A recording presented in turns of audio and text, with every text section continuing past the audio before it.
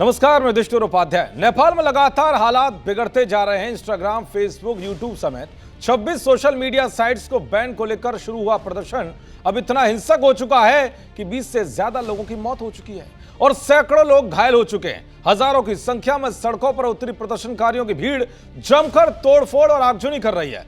हालात इतने बिगड़ चुके हैं कि प्रदर्शनकारियों ने प्रधानमंत्री केपी ओली के निजी आवास तक को फूंक डाला है। इन सब हालातों को देखते हुए कई मंत्रियों ने इस्तीफा दे दिया है। केपी ओली ने भी इस्तीफा दे दिया है। कहा जा रहा है कि पीएम ओली नेपाल छोड़कर थाईलैंड या दुबई जा सकते हैं। कई नेता और मंत्री अब तक देश छोड़कर भाग चुके हैं।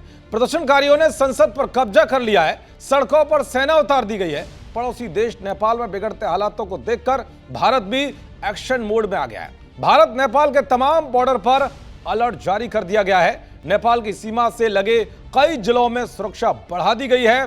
खुफिया एजेंसियों को सतर्क निगरानी बनाए रखने के निर्देश दिए गए। ड्रोन से निगरानी की जा रही है और सीमा से लगे सभी थानों पर अतिरिक्त बल तैनात किए गए हैं। बहराइच में एसएसबी ने गश्त बढ़ा दी है और हाईवे, गांव के रास्ते और जंगलों के रूट पर कड़ी जांच शुरू कर दी है जो भारत और नेपाल को जोड़ते हैं। महाराजगंज की सीमा पर भी पुलिस और एसएसबी की संयुक्त गश्त के साथ सुरक्षा कड़ी कर दी गई है। बस स्टैंडों और नेपाल से लौट रहे यात्रियों की विशेष जांच हो रही है, जबकि डॉग स्क्वाड ने सार्वजनिक स्थानों का निरीक्षण किया है। उधर नेपाल से सटे बिहार के 7 जिलों के बॉर्डर सील कर दिए गए हैं। ऐसा इसलिए भी किया जा रहा है क्योंकि नेपाल में हालात और बिगड़े तो फिर भारत से नेपाल के लिए खाने पीने की चीजों की स्मगलिंग होना शुरू हो सकती है। कुल मिलाकर भारत हर तरह से अलर्ट मोड में है। किसी भी तरह की कोई ऐसी हरकत ना हो जिससे कि देश की सुरक्षा व्यवस्था खतरे में पड़े। इन सब बातों को ध्यान में रखकर हर मोर्चे पर नजर रखी जा रही है।